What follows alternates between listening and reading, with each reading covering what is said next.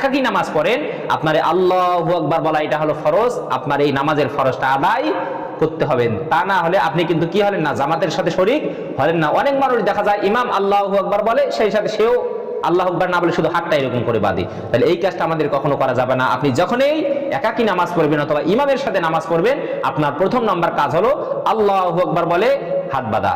অথবা আপনি ইশার নামাজ পড়তেছেন, আরবিতে নিয়ত করবেন, নাওয়াইতু নুসাল্লি লিল্লাহি তাআলা আরবা'a রাকাআতাই সালাতিল ইশা ফরদুল্লাহি তাআলা ইকতাদাইতু বিহাদাল ইমাম মুতাওয়াজ্জিহান ইলা জিহাদিল কাবাতিশ শরীফাতি আল্লাহু আকবার বলার পরে আপনি কি করবেন, ছানা পড়বেন। এটা এই ছানাটা পড়া হলো সুন্নত। আপনি মুক্তাদি, আপনার জন্য এই ছানাটা পড়া সুন্নত।